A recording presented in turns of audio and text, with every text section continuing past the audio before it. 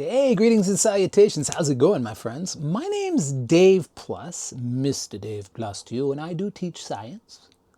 And right now you are learning grade 11 biology. Welcome to lesson 3, genetics unit.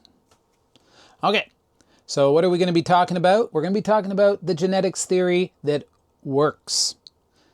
And that is Mendel's genetic theory. And let's talk a little bit about who Mendel was. And he was as I've mentioned before, Austrian monk. His first name, Gregor.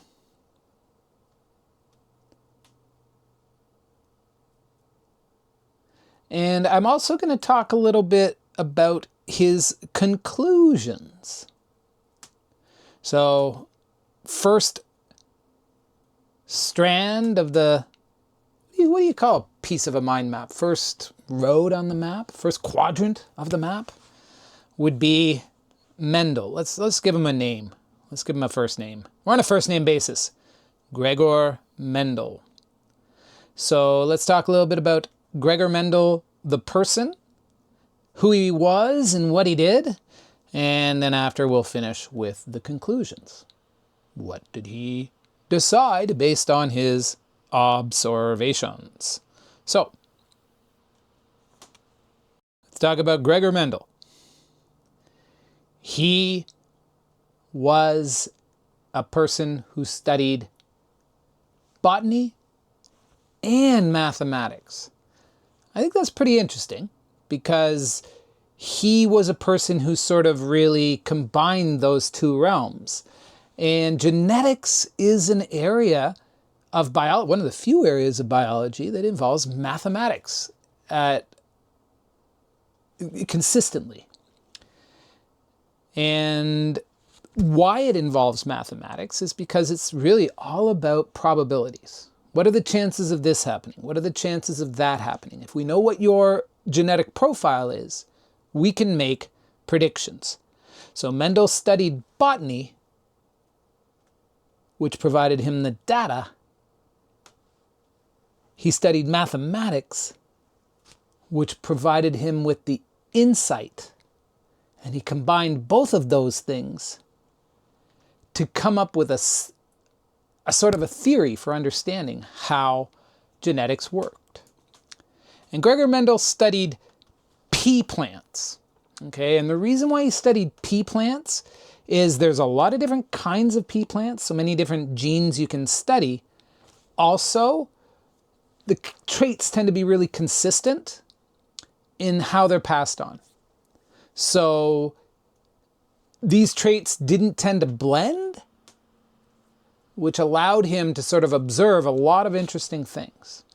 So consistent traits and many varieties allowed him to do controlled experiments using selective cross-fertilization. And if you're like me thinking, isn't that kind of creepy that this Austrian monk made plants do it? Yeah, I think it's kind of creepy. It's a weird idea, but that's absolutely what Gregor Mendel did. He was an Austrian monk. He was studying like pea plants because he cared about peas on Earth. And what were his conclusions? So what did he come up with in his conclusions? And the first thing he really came up with is the idea that there were two There were two hereditary factors for each trait. And we now call each of those traits alleles. Okay? So there were two factors for each trait, or two alleles for each trait.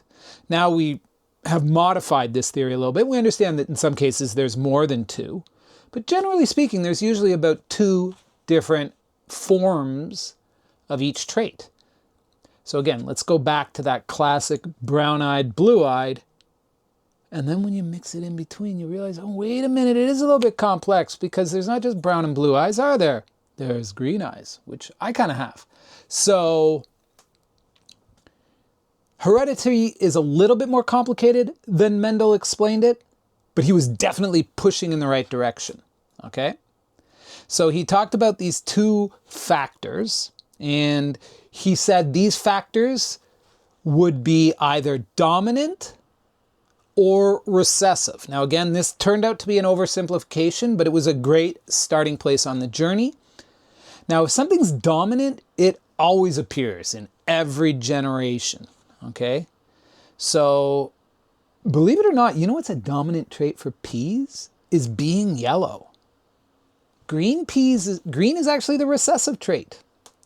Brown would be the dominant eye color. Blue would be recessive, and they only appear when you have two forms of the gene, okay?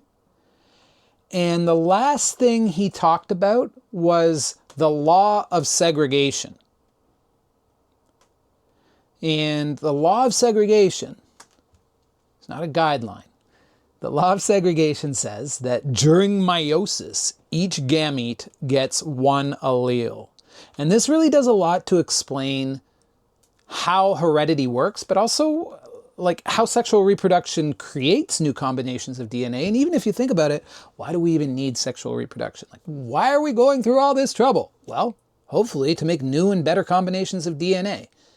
Because you see, I have two copies of an allele for every trait. I got one from my mom and I got one from my dad. But when baby's gonna be made, what happens? Well, you reduce the amount, you create a cell that has only half the DNA you normally have, and that would be sperm if you're a guy or egg if you're a female, and you combine the two.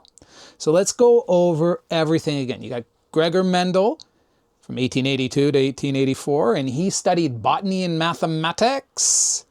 And yeah, let's call him Gregor. Okay? He studied botany and mathematics before becoming a monk and getting monasterized. I just made that word up. I don't think that's a thing.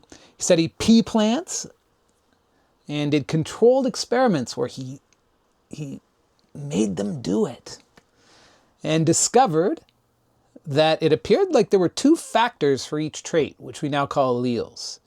And one factor appeared to be dominant, always showed up, even if there was only one of them. And recessive only showed up when there was two of them. And when I say one or two, what am I talking about? Well, when you make babies, the cells that make babies, you segregate the DNA and you either get one allele or the other. They separate independently of each other too, which means if I have a dominant trait for eye color, it doesn't mean I give you the dominant trait for everything. Okay? Now we're going to work on applying all of this in the next lesson. I hope you stick there with me because we're almost halfway through the first unit of grade 11 biology. Thanks for sticking with me so far. Peace! Wait, that's like swearing in England. Let's try that again. Peace!